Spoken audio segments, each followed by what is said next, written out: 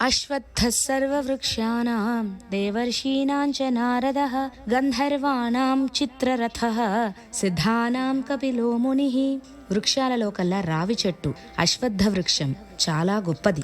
ఈ వృక్ష మూలంలో విష్ణువు, కాండంలో కేశవుడు, శాఖలలో నారాయణుడు, ఆకులలో శ్రీహరి, ఫలాలలో అచ్యుతుడు ఉన్నాడని స్కాంద పురాణంలో చెప్పబడింది. ప్రళయకాలంలో పరమాత్మ రావి ఆకు మీద శయనించి ఉంటాడు అని మనం పురాణాల్లో చెప్పుకున్నాం. ఈ కారణంగా వృక్షాలలోకెల్లా రావి చెట్టు నేనే అని అంటున్నాడు పరమాత్మ. అలాగే దేవ ఋషులలో నారదుడు గొప్పవాడు. మిగిలిన ఋషులు వారి మానాన వారు తపస్సు చేసుకుంటూ ఉంటారు. కానీ నారదుడు అన్ని లోకాలు తిరుగుతూ నారాయణ నామస్మరణ చేస్తూ భూలోకంలో భక్తిని పెంపొందిస్తూ ఉన్నాడు. 3 లోకాలలో జ్ఞానాన్ని పంచిపెట్టేవాడు నారదుడు. అంతేకాని మన సినిమాలలో చూపించినట్టు నారదుడు కలహ భోజనుడు కాదు. నారదుడు మహాజ్ఞాని. మహా ఋషులలో నారదుణ్ణి నేనే అంటున్నాడు పరమాత్మ.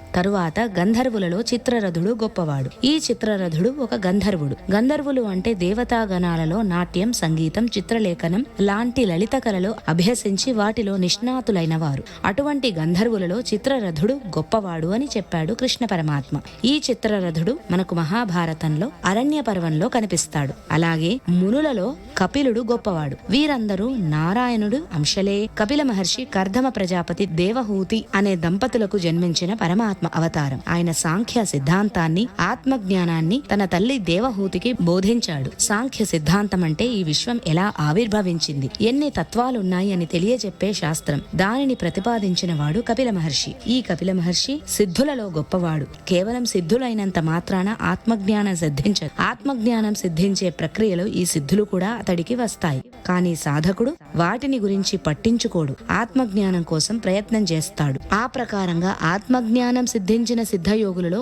కపిలుడు గొప్పవాడు అని చెప్పాడు పరమాత్మ.